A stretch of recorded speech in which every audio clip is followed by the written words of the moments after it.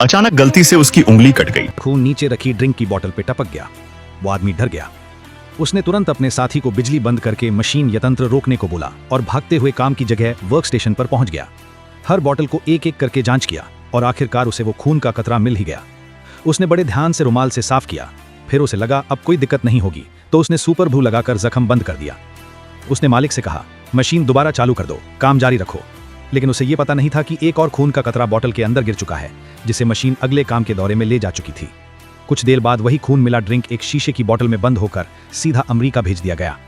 बदकिस्मती से एक बुढ़ा आदमी ने वो ड्रिंक खरीदा और सिर्फ एक घूंट लेते ही जमीन पर गिरकर मर गया। जांच में फौज को बोतल के अंदर गामा किरणें मिली। ये देखकर सेना का सरदार बहुत उत्साहित हो गया।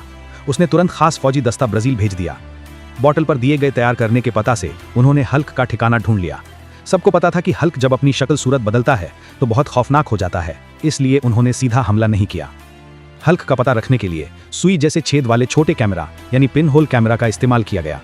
कैमरा से पक्का करने के बाद कि हल्क सो चुका है, फौजियों ने दरवाजा तोड़ दिया और कमरे में घुसते ही बेहोश सुइयों की बारिश कर दी। लेकिन वो तो हल्क का पुडला निकला। असली हल्क तो पहले ही खिड़की से निकल चुका था। फिर भी वो ज्यादा जोखिम नहीं ले रहा था क्योंकि उसे डर था।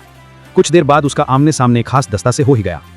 वो फौजियों को छलते हुए भी पूरी रफ्तार से नहीं भाग पा रहा था, क्योंकि जैसे ही उसका धड़कन 200 से ऊपर होता वो एक भयंकर खलनायक जैसा रूप ले लेता।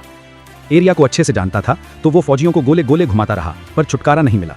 दौड़ते हुए वो उन बदमाशों से टकरा गया जिन्होंने उसे पहले बुरा भला कहा था। पुराने हिसाब खोलकर उन लोगों ने उसे पकड़ लिया और मार डालने की तैयारी करने लगे। उसने उन्हें बोला, बंद करो, वरना मेरा गुस्सा तुम्हें बहुत महंगा पड़ेगा। तभी खास दस्ता भी उस घर के बाहर पहुंच गया। अब हल्क के पास एक ही रास्ता था, रूप बदलना। इसलिए उसने बदमाशों को जानबूझकर और भड़काया ताकि वो उसे ज्यादा पीटें। कुछ ही पल में उसका धड़कन 200 पार कर गया और उसी लम्हे हल्क बदल गया और सरदार बदमाश को अंधेरे में घसीट ले गया। बाकी दो बदमाश डरा के मारे भाग गए, लेकिन अब देर हो चुकी थी। फौजियों ने हल्क को रोकने की कोशिश की, उन्हें बेहोश सुई भी दी, पर अब उसकी जिल्द पत्थर जैसी सख्त हो चुकी थी। सुई अंदर घुस ही नहीं रही थी। ये देखकर बाहर खड़े फौजी ने तुरंत हाथ बनाने वाला